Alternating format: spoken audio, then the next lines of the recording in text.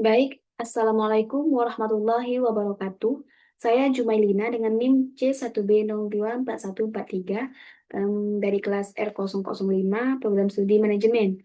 Pada kesempatan kali ini, saya akan mempresentasikan tugas PJBL mengenai perancangan dan implementasi sistem manajemen kinerja tim pada PT Bank Rakyat Indonesia atau BRI. Presentasi ini membahas pentingnya pengelolaan kinerja tim dalam meningkatkan produktivitas, kualitas pelayanan, dan pencapaian target organisasi.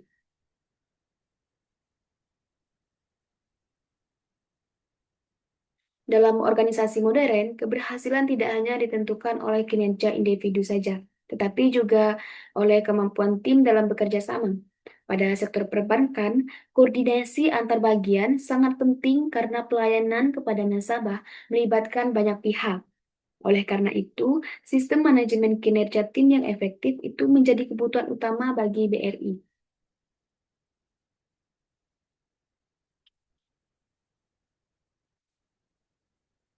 Tujuan proyek ini adalah untuk menganalisis kondisi kinerja tim di BRI, mengidentifikasi permasalahan yang dihadapi, merancang sistem manajemen kinerja tim yang lebih efektif, serta menyusun strategi peningkatan kinerja yang dapat diterapkan secara berkelanjutan. Oke, analisis kondisi tim yang sudah saya temukan.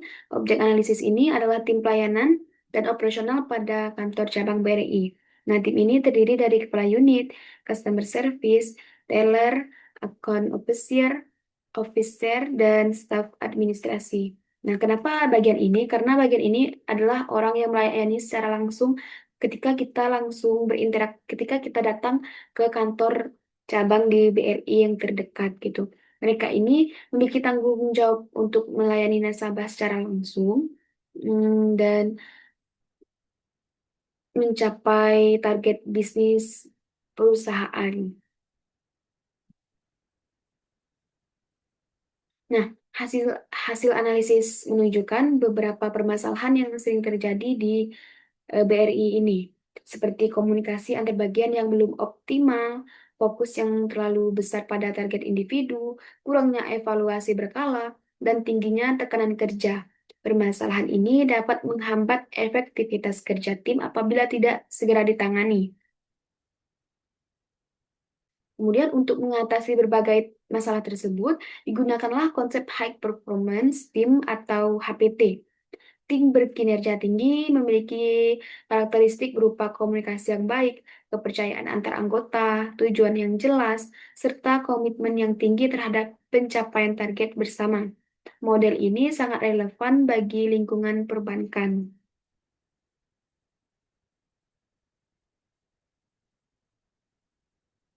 Kemudian, selain HPT, digunakan pula pendekatan Balance Scorecard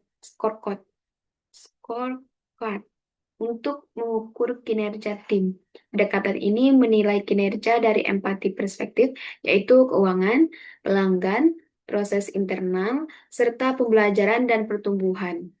Dengan demikian, pengukuran kinerja menjadi lebih seimbang dan tidak hanya berfokus pada hasil finansial saja.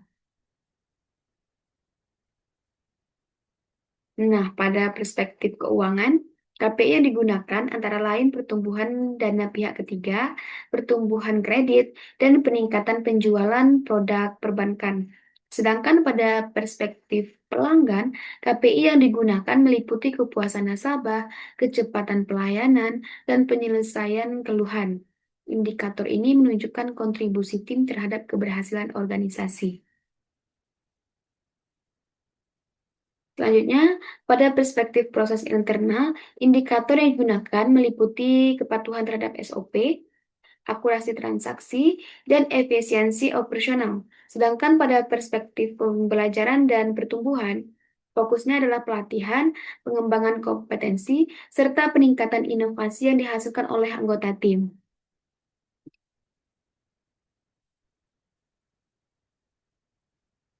Selanjutnya ada implementasi sistem kinerja tim.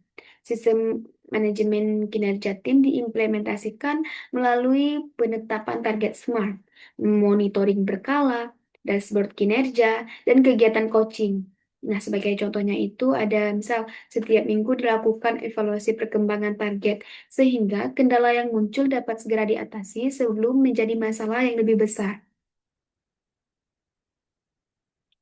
Kemudian ada evaluasi dan strategi peningkatan. Evaluasi dilakukan terhadap individu, proses kerja tim, dan hasil yang dicapai. Selain itu, diterapkan pula strategi peningkatan berupa penguatan budaya kolaboratif, pengembangan kompetensi, manajemen konflik yang konstruktif, serta pemberian reward kepada tim yang menunjukkan kinerja yang terbaik. Kemudian, peran pemimpin dalam kinerja tim. Pemimpin ini memiliki peran yang sangat penting dalam membangun tim yang berkinerja tinggi. Seorang pemimpin tentunya tidak hanya berfungsi sebagai pengawas, tetapi juga sebagai fasilitator, coach, motivator, dan penghubung antara tujuan organisasi dengan pekerjaan anggota tim sehari-hari. Ya, baiklah.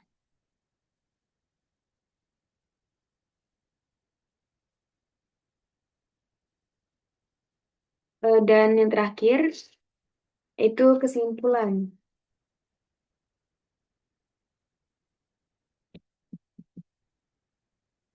Jadi analitis, kritis, dan kesimpulan menurut saya, sistem manajemen kinerja tim yang terstruktur dapat meningkatkan efektivitas kerja dan kualitas pelayanan di BRI.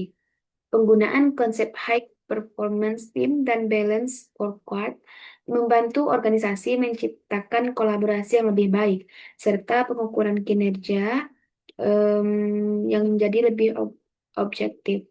Dengan implementasi yang konsisten, sistem ini dapat mendukung pencapaian tujuan organisasi secara berkelanjutan. Baiklah, demikianlah presentasi saya. Terima kasih atas perhatian Bapak dan Ibu dosen serta teman-teman sekalian. Saya akhiri. Wassalamualaikum warahmatullahi wabarakatuh.